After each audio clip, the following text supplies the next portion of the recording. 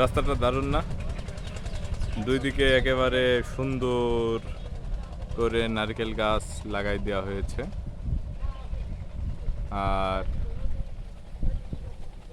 এই পাশে সুন্দর বাতাস বচ্ছে, বাবলা পাতার কষ হলো গাছ দেখছেন।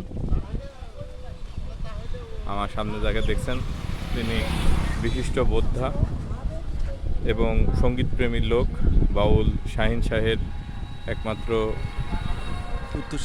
উত্তরসূরি। তিনি নিজেকে কোনো সময় রিভিল করেন না। আজকে অনেকদিন পরে আমাদের ক্যামেরার সামনে এসে তার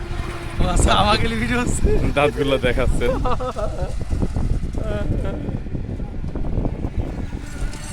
গ্রামের রাস্তা দিয়ে কত সুন্দর ভ্যান চলে যাচ্ছে। আসলে এটাই হচ্ছে গ্রামের সৌন্দর্য।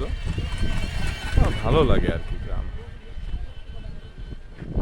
ওফ, মনটা জোড়াই গেল।